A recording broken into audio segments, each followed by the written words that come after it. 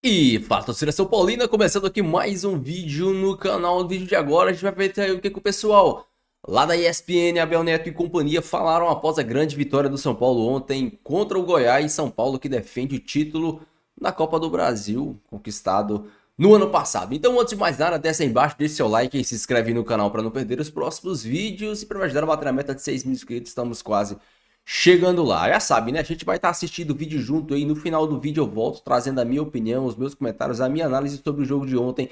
A gente vai debater e comentar muito sobre o São Paulo, sobre essa partida interessante do Tricolor ontem. Créditos direitos autorais deixando na descrição. Sem mais enrolação, bora pro vídeo. Plena visão do lance. E ele tem toda uma... A não ser que ele não tivesse essa pensata sobre o lance. Mas eu acho que tinha. É que o árbitro fica inibido pelo chamado do VAR. Eu acho que está na hora também dos árbitros fazerem valer a opinião. Tudo isso que a gente está falando aqui, eu estava perto, eu interpretei que era amarelo e vou manter o amarelo. Toda vez que chama para o VAR, você já sabe que o cara vai voltar a fazer assim e trocar a cor do cartão. Está virando muito comum isso. Então está tudo errado. Está errado a personalidade do VAR e a falta de personalidade do árbitro. Os árbitros entram em campo enfraquecidos. É um árbitro muito psicologicamente, jovem, né? Eu usei aqui outra expressão. O árbitro, a gente viveu, né, por muitos anos, a história de que o árbitro era a autoridade máxima em campo. Sua senhoria. Hoje em dia, o árbitro não tem autoridade nenhuma. Autoridade mínima. Ele está desautorizado. Mas também por culpa deles, né, Eugênio? Sim, mas eu acho que eles que têm... Por culpa deles e eles precisam tomar decisão agora. Todo mundo fala na cabeça dele. Esse é um árbitro especificamente muito recente. Ele não tem 10 jogos de Série A e B e essa é a primeira expulsão da vida dele. É a primeira vez que ele expulsa. E assim, você mereceu o vermelho, André? eu expulsaria, eu acho que ele assume o risco a partir do momento que ele leva o pé, é imprudente. Mas eu concordo com a análise dos companheiros. Assim, para mim é muito mais, me incomoda muito mais, não a cor do cartão que ele deu em princípio, mas a intervenção do VAR, que para mim é um lance que está dentro do limite. Ele tem uma posição de campo muito boa, ele está vendo o lance e assim eu expulsaria, mas eu super compreendo o cartão amarelo nesse lance. Para mim está dentro da discussão. Então era lance para mim, embora eu expulsasse, para mim não era lance para a intervenção do VAR. Agora tem o seguinte também, Abel. Vamos lá. Quem procura acha, não tem essa expressão? O Goiás entrou em campo e desde o início estava procurando confusão. O Wellington, logo no início do jogo, já vai dar um chega para lá no Luciano. Depois o mesmo Wellington na área vai lá e mete a cabeça no peito de um outro jogador de São Paulo, agora não sei se foi o próprio Luciano. Isso não justifica, né? Não, é o seguinte, é o tempo inteiro você está querendo uma artimanha para provocar o adversário, para parar o jogo, para demorar um pouco mais e tal. Isso vai enervando. Ele não entrou no jogo para jogar assim. Se o Goiás tivesse entrado, vou jogar, vou me defender aqui, é do jogo, é estratégia. Estava todo mundo lá atrás, fechadinho, né? 5, 4, 1 e vou me defender. Agora, além de se defender, ele estava passando do ponto, passando do limite, querendo esticar um pouco mais a corda, sem necessidade. Acabou que ficou ruim para ele próprio Goiás, porque teve uma hora que ele esticou demais a corda e acabou levando o vermelho e isso, óbvio, facilita o trabalho, porque se você tem 10 jogadores defendendo, você passa a ter 9. E muito cedo, né, Eugênio? Ainda no primeiro tempo. 35, mais ou menos, do primeiro tempo. Tinha muito tempo aí o São Paulo teve um tempo inteiro, fez um gol logo. E até os números a gente estava vendo, 27 finalizações para o São Paulo. 20 foram depois da expulsão. E a expulsão com 35 minutos do primeiro tempo. Então, São Paulo passou a ter mais volume e nas 7 finalizações antes da expulsão, boa parte foram de fora da área. Então era um São Paulo com dificuldade de entrar. Tava muito fechado, né, o Goiás, né? Tava bem fechado. Eu até discordo quando o Zanardi fala que tava igual. Eu não acho que tava igual. Acho que São Paulo já dominou. Para ele, para as pretensões dele. Acho que igual? Ele falou que tava igual o jogo? Ele falou que o jogo tava igual. Não tem nada de igualdade. Então, assim, ele conseguia neutralizar as grandes ações do São Paulo, mas era um jogo mais difícil. E a vantagem numérica... O São Paulo já tinha... O São Paulo fechou o primeiro tempo com 84% de posse de bola. 84%. Então não tinha igualdade nenhuma. Mas até a expulsão, quantas chances reais de gol? Não, chance real não tinha, mas é claro que isso aí abriu o jogo. A do Goiás era clara, né? Não era um jogo igual, era um jogo de ataque contra a defesa. Sim, isso sim. E essa era a proposta do Goiás. Vou me defender, se puder levar o 0-0 para casa eu levo, se puder no contra-ataque tentar um gol, ótimo. Essa era a ideia do Goiás no jogo e é a ideia normal de um time que vem jogar contra o São Paulo, um time de menor investimento, hoje um time de Série B, jogando contra o São Paulo, sabendo que vai decidir em casa. Só que ele, além de se defender, ele estava esticando a corda. E aí estourou a corda. À parte, falamos muito da expulsão, todos nós opinamos. Quais foram os méritos ou virtudes ou problemas do São Paulo no jogo de ontem, na sua visão? Acho que o mérito é a resiliência, né? De ter insistido, porque não estava fácil. É difícil superar uma defesa que está toda ela apostada no chamado bloco baixo, da intermediária para trás. Você bloqueia muitos espaços.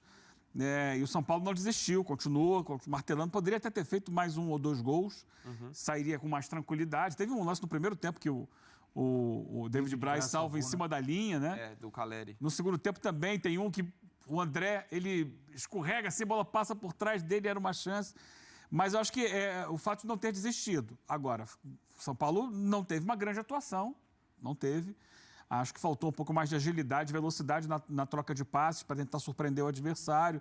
Faltou um pouco gambetear um pouco mais, como falou ali o Zubeldia, né?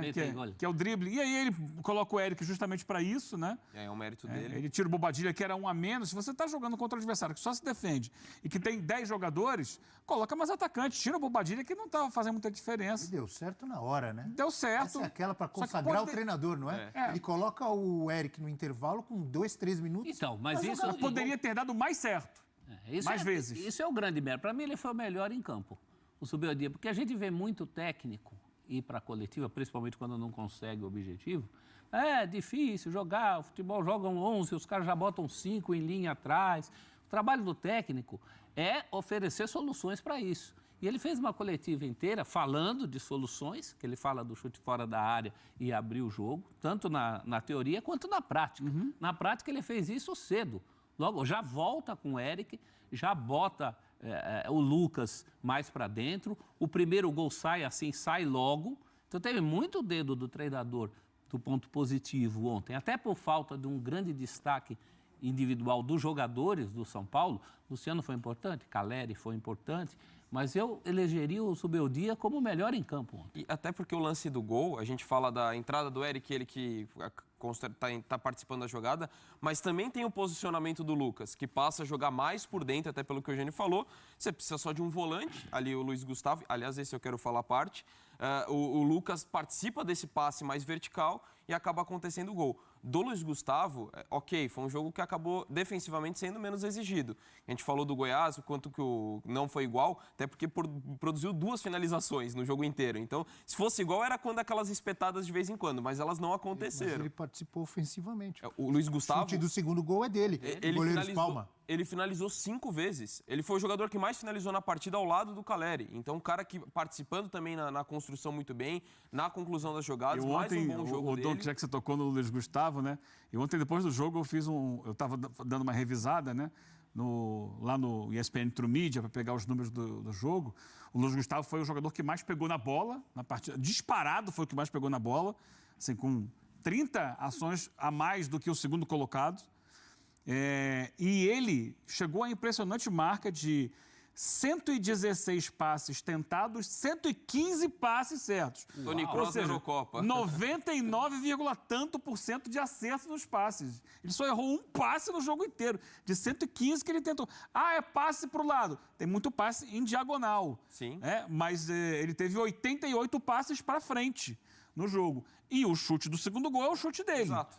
É ele que chuta a bola lá do meio da rua, o goleiro dá o rebote e o Caleri faz. Então, destacar a participação do Luiz Gustavo. Também liderou as recuperações de bola do São Paulo, foram 7.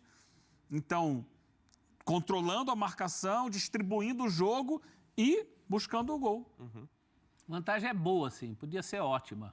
Se sai um terceirinho ali, mas é boa. É uma vantagem muito boa para o São Paulo administrar numa semana que vai ter que pensar nesse jogo e depois em Libertadores. São Paulo e Flamengo no final de semana pelo Campeonato Brasileiro.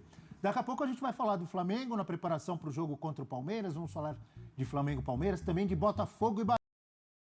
Já comenta aí o que você achou da partida de ontem. Boa, ruim, deu pro gasto? Assim, o resultado foi um bom resultado. 2-0, 3-0 seria mais tranquilo ainda. Mas a gente tem que olhar também a questão do desempenho do São Paulo. Eu não acho que o São Paulo deveria ter tido tanta dificuldade para ganhar do Goiás com um a menos. Eu entendo o argumento de, pô, o Goiás se defendeu lá atrás com todos os jogadores, mas eu vou falar hoje a mesma coisa que eu falei no vídeo de ontem. Será que se fosse o Flamengo contra esse mesmo Goiás com um a menos, teria tanta dificuldade? Se fosse o Palmeiras contra o Goiás na mesma circunstância com um a menos, teria essa dificuldade? Será? Porque assim, a vitória é muito importante. Mas o São Paulo terá jogos muito mais difíceis ao decorrer da temporada. Jogos em que os times vão fazer um gol no São Paulo e vão se defender com os 11, não só com 10. Ou com 9 de linha, no caso.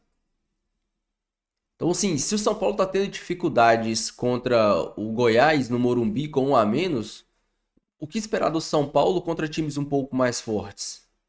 Tudo bem, esse time do São Paulo já demonstrou que jogos grandes ele se desdobra, ele faz algo diferente. São Paulo contra o Botafogo, São Paulo mereceu vencer. O São Paulo faz jogo duro contra o Palmeiras toda vez, faz jogo duro contra o Flamengo. Se não fosse o assalto lá em Minas, tinha ganhado do Atlético. Eu entendo isso. Mas jogos como esse, como o jogo de ontem, eu acho que são jogos que o São Paulo tem que se impor um pouco mais. E são jogos que demonstram cada vez mais que o São Paulo precisa de algumas peças. Principalmente, eu venho falando aqui, volto a repetir, o São Paulo precisa de um meia que em jogos como esse consiga encontrar espaços onde outros jogadores normais não vejam. Eu não estou aqui criticando a atuação de ontem do Luciano, eu acho que ontem, apesar, fez o gol e teve uma partida decente, nada além disso. Tem muita gente que idolatra o Luciano, gênio, craque. Calma, o Luciano é um bom segundo atacante, um ótimo segundo atacante. Como meia, ele é irrelevante. Tanto é que o passe ontem para a jogada do Ferreirinha, para a jogada do Eric, quem deu foi o Lucas.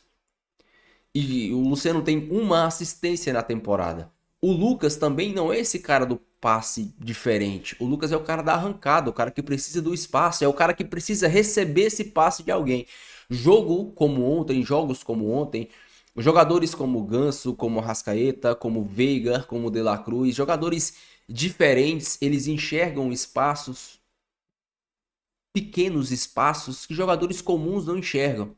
Aquele passe entre linha, o Eric deu um passe pro Caleri, o Caleri chegou fazendo uma jogada de carrinho, quase fez o gol. Aquele tipo de passe, aquele passe em diagonal, deixando o atacante na cara do gol. Por muitas vezes ontem o Ferreirinha fazia o facão, o próprio Luciano fazia o facão, o Caleri fazia o facão, o Eric fazia o facão, todos eles faziam o movimento de atacar a última linha, mas ninguém dava esse passe. Por quê? Porque os caras não têm a qualidade que um meia precisa para dar esse passe. Esse passe preciso, esse passe no limite, entre goleiro e linha de zaga, no tempo certo para o atacante não ficar impedido. O passe que o Juan perdeu no jogo contra o Fortaleza, aqui era um passe fácil, mas como é o Juan, ele não deu o passe no tempo correto. É disso que eu tô falando. Nós temos que ficar felizes, muito felizes, pela vitória de ontem. Sim, temos que ficar muito, muito contentes.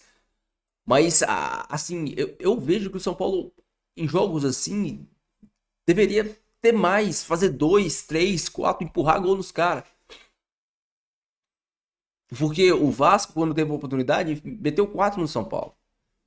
O São Paulo, quando tem a oportunidade, tem que ter a gana de enfiar 2, 3, 4, 5. E para isso, o São Paulo ainda precisa de uma peça. O São Paulo precisa de lateral. O Wellington, ele é um bom lateral, mas não vai ficar no São Paulo. O São Paulo ainda precisa de um lateral esquerdo urgentemente. O São Paulo precisa de um... Os laterais do São Paulo são laterais decentes. São laterais regulares.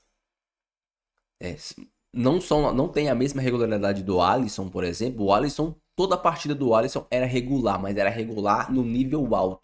Ele sempre mantinha um nível alto de atuação. O Igor Vinícius e o Wellington têm atuações sempre medianas, atuações normais, principalmente quando não acha que são craque. O Igor Vinícius, quando ele tá jogando sério, ele é um bom lateral. Agora, quando ele começa a tentar da parte de peito, da parte de letra, a driblar, ele estraga totalmente a atuação. Então, o São Paulo, para mim, ainda precisa de laterais de um nível um pouco acima. Porque o Wellington chega muito na linha de fundo, mas o cara não acerta um cruzamento. O Igor Vinícius já é o contrário, chega pouco, mas tem um número de assistências alto. O Igor Vinícius, que passou a temporada toda, o começo da temporada toda lesionado, tem mais assistências que o Luciano na temporada. Vocês acham normal o meia do São Paulo, camisa 10, ter menos assistência do que o lateral direito? É disso que eu tô falando. O São Paulo ainda precisa de um cara que organize o meio de campo. E vocês viram ontem como o Eric deu uma mudada no jogo do São Paulo? Como o Eric deu uma renovada no estilo de jogo do São Paulo? Eu vivo falando aqui que eu sonharia em ver o São Paulo com o Lucas atuando por dentro, Eric de um lado e Ferreirinha do outro. Que coisa linda que seria o São Paulo jogando com 2 pontas, para você ter, além do Ferreirinha rabiscando pelo lado de lá, o Eric rabiscando do lado de cá. Porque o Eric, ele não se omite. O Eric erra, mas erra tentando. O Eric erra, mas erra tentando. Às vezes ele tenta ir pra cima e tropeça na bola, mas ele tenta. Ele não se omite, ele não se esconde. O Ferreirinha passou por esse momento de que ele tem tudo que ele tentava dava errado, mas ele tentava. E aí você trazer o Lucas pro meio, pro Lucas não ter que ficar correndo atrás de lateral, pro Lucas poder arrancar pelo meio, porque o Lucas, ele tem um passe melhor que o Luciano? Tem, mas não dá nem pra comparar. O Lucas, jogador de Europa. Mas o Lucas, a principal virtude do Lucas não vai ser achar o passe que o Arrascaeta acha, não vai ser achar o passe que o Ganso acha, não vai ser achar o passe que o Rafael Veiga, não. A principal virtude do Lucas vai ser pegar essa bola no meio de campo, girar o corpo e arrancar, driblar uns jogadores e descompactar a defesa adversária, driblar 2 jogadores e desmontar a defesa adversária, porque se com um drible você causa uma descompactação, com 2 você desmonta totalmente um sistema defensivo. E a grande questão é, o Ferreirinha faz isso pela ponta? Faz, mas quando ele conseguir esse drible, a linha de defesa baixa. Corre todo mundo para dentro do gol. Se o Lucas fizer isso pelo meio, você quebra a linha de defesa e gera espaços tanto pelo meio quanto pela lateral, que pode ser utilizado pelo Ferreirinha, pelo Eric, pode ser utilizado pelo Caleri. Então, o estrago que você faz driblando por dentro. Por que o Neymar sempre gostou de atuar por dentro e sair driblando por dentro? Porque, cara, quando ele dribla por dentro, ele desmonta qualquer sistema defensivo. E é isso que eu prezo que o São Paulo tenha. O São Paulo não tem um meia pensante, um meia que organiza time, um meia que, coloca os caras na cara do gol. Então, o São Paulo tem que criar com o drible. O São Paulo precisa, hoje o São Paulo é dependente de uma arrancada do Lucas, de um passe do Lucas, ou de uma jogada do Ferreirinha. Hoje o São Paulo, ele só ataca assim. Ele é dependente de uma jogada do Lucas ou dependente de uma jogada do Ferreirinha. O Luciano, ele até parou de tentar criar, porque toda vez que ele criava, dava ruim. Toda vez que ele recuava para criar, dava ruim. Porque ele não é esse meia, então ele matava contra-ataque, ele segurava demais a bola, ele errava passe. Agora ele tá ficando mais dentro da área. A grande questão é, como o São Paulo joga com 2 caras em tese aberto, o Ferreirinha de um lado e o Lucas meia ponta vindo de fora para dentro, fica um buraco no meio de campo que quem tem que criar são os volantes. E com todo respeito, Luiz Gustavo e Bobadilla não são os caras do passe mais refinado, não são os caras que vão criar pelo São Paulo. Então, ou você muda o sistema para você ter Luciano e Caleri lá na frente, ou você muda as peças. O São Paulo fez um bom jogo. Ponto. Um jogo regular, nada brilhante. Mas a gente tem que ver que desafios maiores virão. Problemas maiores virão. Adversários maiores virão. E será que atuações como a de ontem darão a vitória para o São Paulo? Eu quero que você deixe aí a sua opinião, quero que você deixe aí o seu comentário. Não esqueça de deixar o seu like e se inscrever no canal se você não for inscrito. Beleza? Fiquem todos com Deus, até o próximo vídeo. E valeu.